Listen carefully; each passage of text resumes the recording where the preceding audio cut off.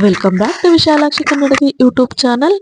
ಕರ್ಣ ಧಾರಾವಾಹಿಯಲ್ಲಿ ನಿಧಿ ನಿತ್ಯ ಮನೆಯು ಜನರ ಗಮನ ಸೆಳೆದಿದೆ. ಈ ಮನೆಯ ಶೂಟಿಂಗ್ ನಡೆಯುವುದು ಎಲ್ಲಿ, ಯಾರು ಈ ಮನೆಯ ಮಾಲೀಕರು ಅಂತ ನೋಡೋದಾದ್ರೆ, ಕರ್ಣ ಧಾರಾವಾಹಿಯಲ್ಲಿ ನಿಧಿ ಹಾಗೂ ನಿತ್ಯ ಮಿಡಲ್ ಕ್ಲಾಸ್ ಹುಡುಗಿಯರು. ಈ ಮನೆ ಪಕ್ಕಾ ಹಳ್ಳಿ ಸ್ಟೈಲ್ನಲ್ಲಿದೆ. ಬೆಂಗಳೂರಿನಲ್ಲಿ ಈ ಮನೆ ಇರೋದು ಇನ್ನೊಂದು ವಿಶೇಷ. ತುಂಬಾ ಸರಳವಾಗಿ ನಮ್ಮ ಸಂಸ್ಕೃತಿ ಸಂಪ್ರದಾಯವನ್ನು ಬಿಂಬಿಸೋ ಈ ಮನೆಯಲ್ಲಿ ನೂರಾರು ವಿಶೇಷತೆಗಳಿವೆ. 1.5 ವರ್ಷಗಳ ಕಾಲ ಈ ಮನೆಯನ್ನು ಕಟ್ಟಲಾಗಿದೆ. ಹಣ ಇಲ್ಲ ಎಂಬ ಕಾರಣಕ್ಕೆ 3 ತಿಂಗಳು ಈ ಮನೆ ಶೂಟಿಂಗ್ ನಿಲ್ಲಿಸಲಾಗಿತ್ತು. ಇನ್ನು ಅಡಿಗೆ ಮನೆ ಗೋಡೆ ಇಲ್ಲ. ಮನೆಯ ಎಂಟ್ರಿ ದೇವರ ಮನೆ, ಡೈನಿಂಗ್ ಹಾಲ್ ಕೂಡ ಯಾವುದಕ್ಕೂ ಗೋಡೆಯೇ ಇಲ್ಲ. ಅಡಿಗೆ ಮನೆಗೆ ಸ್ವಲ್ಪ ಮಾಡರ್ನ್ ಟಚ್ ಕೊಡಲಾಗಿದೆ. ಈ ಮನೆಯಲ್ಲಿ ಸೂರ್ಯನ ಬೆಳಕು ನೇರವಾಗಿ ಬೀಳುವುದು. ಇಲ್ಲಿ ತೊಟ್ಟಿ ಮನೆ ಡಿಸೈನ್ ಕೂಡ ಇದೆ. ಒಮ್ಮೆ ಪಾಂಡಿಚೇರಿಯ ದೇವಸ್ಥಾನದಲ್ಲಿರುವ ಬಾಗಿಲನ್ನು ಮಾರಲು ಇಟ್ಟಿದ್ದರು. ಆ ದೇಗುಲದ ಬಾಗಿಲನ್ನು ಖರೀದಿ ಮಾಡಿ ತಂದು ಇಲ್ಲಿ ಹಾಕಲಾಗಿದೆ. ಈ ದೇವರ ಮನೆ ನಿಜಕ್ಕೂ ವಿಶೇಷ ಎನ್ನಬಹುದು. ದೇವಸ್ಥಾನದ ತರ ಈ ರೂಮ್ ಇದೆ.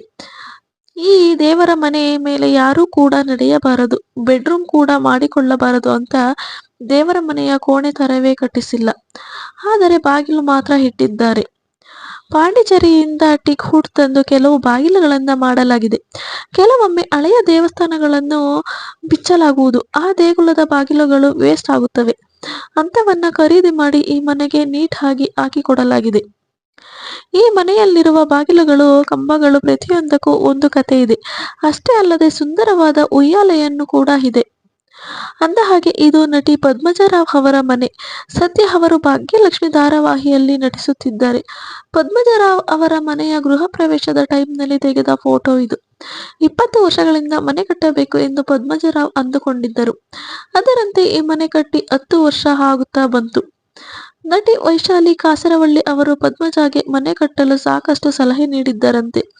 ಒಂದು ಕಡೆ ಪದ್ಮಜಾಗೆ ಎತ್ತಿನ ಗಾಡಿ ಚಕ್ರ ಕಂಡಿತ್ತು. ಅದನ್ನು ತಂದು ಮನೆಯ ಗೇಟ್ ಮಾಡಿಕೊಂಡಿದ್ದರು. ಮೂಡಲ ಮನೆ ಧಾರಾವಾಹಿ ಮನೆ ರೀತಿ ನಮ್ಮ ಮನೆ ಕಟ್ಟಬೇಕು ಎಂದು ಪದ್ಮಜರಾವ್ ಅಂದುಕೊಂಡಿದ್ದರು. ಅಷ್ಟೇ ಅಲ್ಲದೆ ವಾಡೆಗಳ ಸ್ಫೂರ್ತಿ ಪಡೆದು ಈ ಮನೆ ಕಟ್ಟಲಾಗಿದೆ. 40-60 ಸೈಟ್ ಇರುವ ಈ ಮನೆಯಲ್ಲಿ ಪುಟ್ಟ ಗಾರ್ಡನ್ ಇದೆ. ಈ ಮನೆಯಲ್ಲಿ ಎಲ್ಲಿ ನೋಡಿದರೂ ಮರದ ಪೀಠೋಪಕರಣಗಳು ಎದ್ದು ಕಾಣುತ್ತವೆ. ಬೆಂಗಳೂರಿನಲ್ಲಿ ಹಳ್ಳಿ ಮನೆ ಸ್ಟೈಲ್ನಲ್ಲಿ ಮನೆ ಮಾಡೋದು ತುಂಬಾ ಅಪರೂಪ, ಕಾಣೋದು ವಿರಳ. ಪಾಂಡಿಚೇರಿಯಿಂದ 8 ಕಂಬಗಳು, 2 ಬಾಗಿಲುಗಳು, ಹಳೆ ಕಾಲದ ಮಂಚ ಕುರ್ಚಿಗಳನ್ನು ಖರೀದಿಸಿದ್ದರು. ಆಗ ಕೆಲ ಮರದ ಸ್ಟ್ಯಾಂಡ್ಗಳನ್ನು ಫ್ರೀಯಾಗಿ ಸಿಕ್ಕಿತ್ತು. ಮಗ ತಬಲಾ ಕಲಿಯುತ್ತಾನೆ ಎಂದು ಪದ್ಮಜರಾವ್ ಅವರು ತಬಲಾ ತಂದರು. ಆದರೆ ಮಗ ತಬಲವನ್ನು ಕಲಿತಿಲ್ಲ. ಅಂದಹಾಗೆ ಕನ್ನಡದ ಹಿಟ್ಲರ್ ಕಲ್ಯಾಣ ಧಾರಾವಾಹಿ ಶೂಟಿಂಗ್ ಕೂಡ ಇಲ್ಲೇ ನಡೆದಿತ್ತು. ಸಾಕಷ್ಟು ಸಿನಿಮಾಗಳ ಶೂಟಿಂಗ್ ಇಲ್ಲೇ ಆಗಿವೆ. ಅಂದಹಾಗೆ ಈ ಮನೆ ಕಟ್ಟಲು ಪದ್ಮಜರಾವ್ ಸಾಲ ಮಾಡಿದ್ದರು. ಇಲ್ಲಿ ಧಾರಾವಾಹಿ, ಸಿನಿಮಾ ಶೂಟಿಂಗ್ ಆಗುತ್ತಿರುವುದರಿಂದ ಈ ಮನೆಯ ಸಾಲವನ್ನು ಈ ಮನೆಯೇ ತೀರಿಸಿಕೊಳ್ಳುತ್ತಿದೆ ಎನ್ನುತ್ತಾರೆ ಪದ್ಮಜರಾವ್.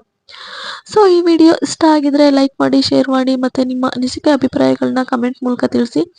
ಹಾಗೆ ಇನ್ನು ಯಾರು ವಿಶಾಲಾಕ್ಷಿ ಕನ್ನಡತಿ ಯೂಟ್ಯೂಬ್ ಚಾನಲ್ನ ಸಬ್ಸ್ಕ್ರೈಬ್ ಮಾಡ್ಕೊಂಡಿಲ್ಲ, ದಯವಿಟ್ಟು ಚಾನಲ್ನ ಸಬ್ಸ್ಕ್ರೈಬ್ ಮಾಡ್ಕೊಳ್ಳಿ. Thank you.